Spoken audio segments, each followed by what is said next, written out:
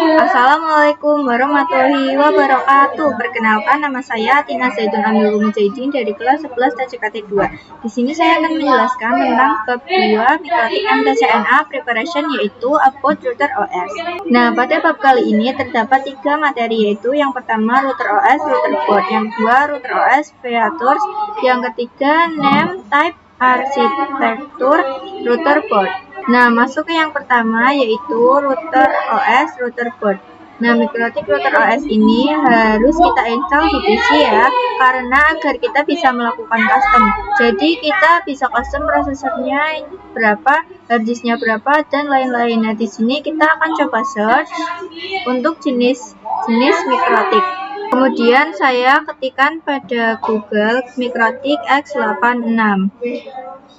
Setelah itu di sini bisa kita lihat kalau banyak jenisnya ya teman-teman. Kemudian ada juga Mikrotik X86 bit yang Aneto, kemudian Mikrotik X86 bit yang Ginam, dan juga ada Mikrotik X86 bit. Nah, di sini standalone-nya itu berbasis Linux ya teman-teman, tapi kalian bisa sesuaikan dengan kebutuhan kalian masing-masing.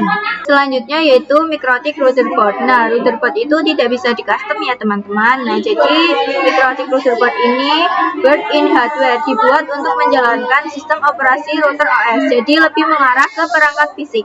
Nah, segala fitur itu bisa terdapat pada satu perangkat ataupun terdapat diperuntukkan untuk khusus sesuai kategorinya. Jadi jika kalian ingin simple dan dapat digunakan router boardnya saja, karena di dalamnya sudah terinclude router OS-nya. Kita bisa coba search. Nah, di sini saya mencari wireless Mikrotik, lalu saya enter. Nah, jadi ini adalah serial pecahannya. Jadi ini tidak membebani router karena dipecah dengan perangkat sendiri yang dikhususkan sesuai kategorinya. Nah, lanjut ke materi yang kedua, yaitu Router OS Features.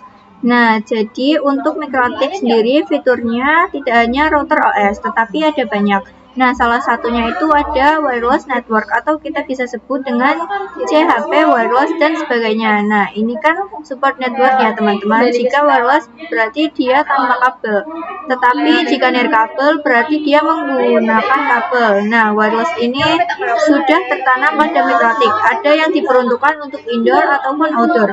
Nah, untuk indoor wireless sendiri itu contohnya seperti COP Mikrotik. Jika outdoor itu ada point to point dan point to multi point. Nah, lalu di sini juga ada routing. Routing ini bisa secara statik maupun dinamik atau DHCP. Dan jika dinamik bisa disebut sebagai OSPF dan sebagainya. Nah, kemudian ada firewall dan NAT. Nah, firewall itu digunakan misalnya untuk memblokir website atau mengatasi serangan internal dari program. Sedangkan NAT itu untuk meng-slide IP.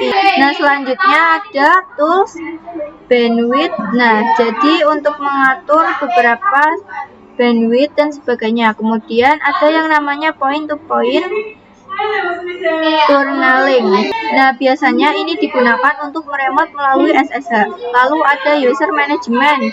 Jika DHCP atau proxy itu agar IP-nya dapat secara otomatis. Nah, jika hotspot itu misalnya ada klien yang ingin connect, itu kita bisa berikan portal autentikasi atau user passwordnya. Nah, kemudian untuk tools itu ada bandwidth test, torch, match, ping, MTG, dan lain-lain. Materi selanjutnya atau materi yang terakhir yaitu router board name. Nah, pengkategorian nama pada perangkat router board Mikrotik itu berdasarkan 3 kategori.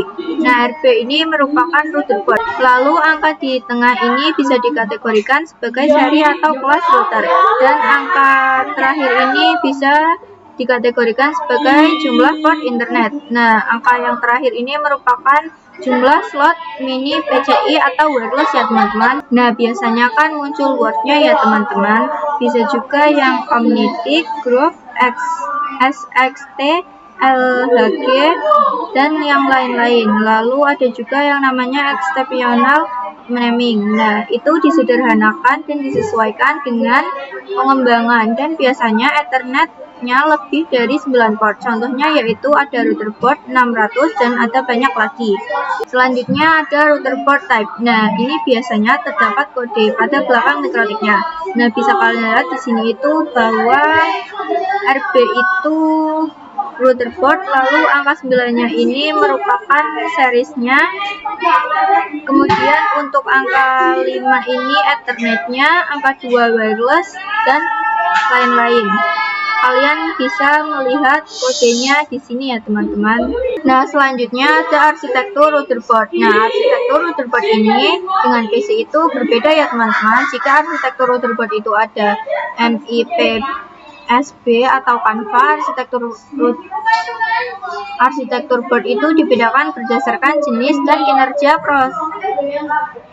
prosesor, software, atau OS-nya. Itu setiap arsitektur berbeda. Nah, untuk melihat arsitektur mikrotik lebih lengkapnya, kalian bisa coba search ke Google www.mikrotik.com. Sekian pembahasan dari saya. Terima kasih. Wassalamualaikum warahmatullahi wabarakatuh.